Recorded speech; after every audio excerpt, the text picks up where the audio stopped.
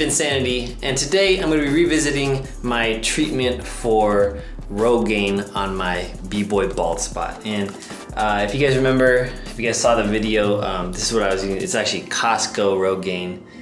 So this is actually not a valid review for real Rogain, although it is the same active ingredient. To be completely honest, I haven't seen much results, and in the past I did see some results, but the results, they didn't really last too long.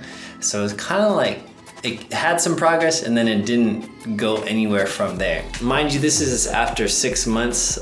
Some people do this for a year and see if that makes a difference. But the one underlying thing is that this doesn't actually solve the problem. So what this does is it actually stimulates blood flow to wherever it is. So when you put it on your head, it stimulates blood flow to your hair follicles, thus stimulating hair growth. So I saw some funny videos of people putting on their facial hair and they grew big beards, and that might work for me too because I don't got much facial hair. But the underlying thing is that I didn't see a ton of results. So that's the kind of thing, is we're trying to solve this B-Boy bald spot and there wasn't really a ton of results. The other thing to consider is this is definitely for male pattern baldness. So unless you actually have a male pattern baldness issue, it's not really gonna be the solution to everything. So the one thing that I have discovered since we last talked is my water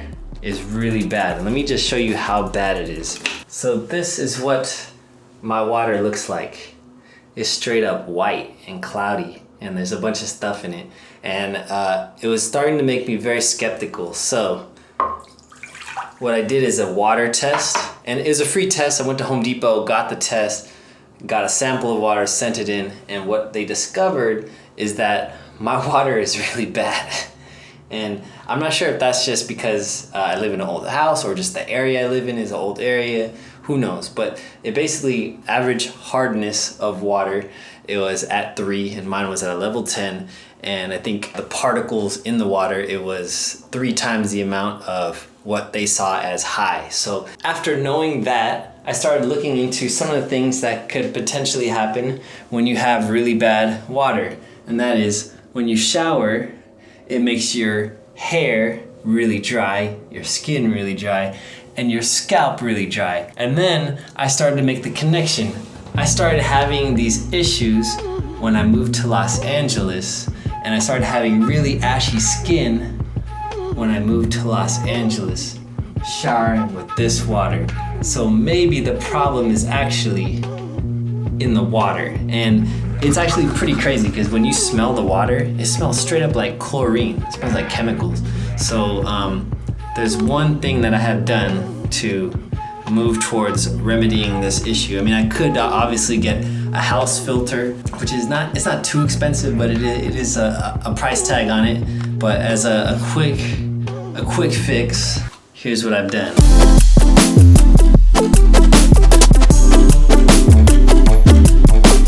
So I basically got a shower head that has this filter in it, and basically, this is a filter that goes straight into your shower head. It's obviously not gonna purify your water so you can drink it, but it does take out some of the particles in the water, softens water a little bit, and at the same time it absorbs some of the chlorine that comes through. So again, it's not gonna be a complete fix, but it does the trick, especially if you're on a budget, especially if you're not trying to drop a couple $100 on a whole house filter. And then plus with the whole house filter, you gotta keep replacing those expensive filters, every 6 months, versus this, I think it's like $5 filter. So that is my temporary solution to my issue. Now I need to change my socks. Just to keep this video series going, I have a new trick that I'm gonna be trying.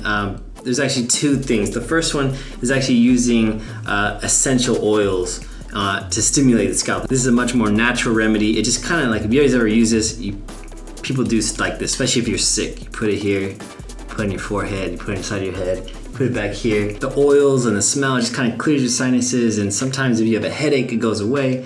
That's what I use it for. But it leaves you with this tingly sensation all up in your face, which you can do on your bald spot. And that tingly sensation stimulates blood flow to that spot, thus hopefully eliminating the bald spot. You could do it how I just did, put it on you. I have a friend who I told this, and he straight up like poured this on his head and he started burning because it got in his eyes, it got in his nose, which who knows what that guy was thinking. But I found another way that makes it actually pretty easy. You find a bottle, like a spray bottle,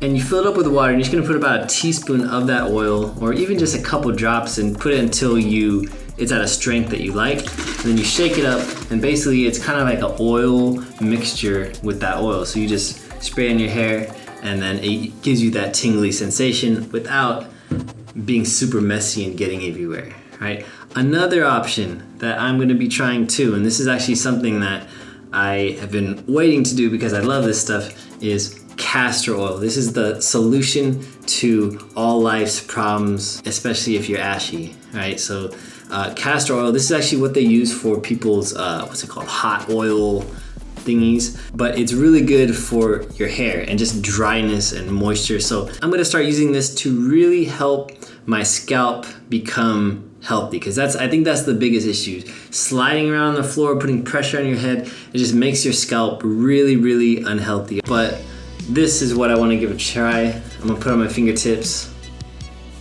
move it around. The tough part about this, if you guys have ever touched this, let me actually show you. It's like a super sticky oil, right? And it doesn't move easily. So when you put it on, it's super thick. So I wouldn't recommend putting this on right before you're about to go out, or maybe you could put it on and then do your hair with some other product, but it's super thick, and people put it on their skin because it really helps moisturize your skin, but you can't put it on your skin when you're about to go out because you'll be super greasy. I have a friend, same friend that poured essential oil on his face. I told him about it too, and he put it all over his face, and he came to go kick it with a greasy face. So again, use this more for a nighttime remedy, or if you're gonna put it during the day, just put a little bit because it is super, super, super, super, super greasy, all right? So put in your hair, make this a daily routine. Again, I'm not sure if it's gonna work. I'm gonna get back to you guys in maybe a couple months to see if it makes a difference. It feels like it's making a difference right now because I feel so moisturized. But hopefully this works for you guys. Again, there's no one solution that's gonna work for everybody because everybody's problem is of course different. Everybody's body is a little bit different. So of course at this point it's almost a trial and error issue. I was thinking about maybe one day when I have enough money, I can go to a doctor and see if they can do something. But those hair places are pretty pricey, so maybe someday, maybe not. Hopefully this works. I'd rather go with a much natural solution like castor oil, like eucalyptus oil or other essential oils, because I like to keep it natural. So anyways, I hope you guys enjoy this video. I hope this gives you some new ideas to try on your bald spots. All right, I'll catch you guys next time. Peace. Whenever. Oh, baby. We could get to, or whenever.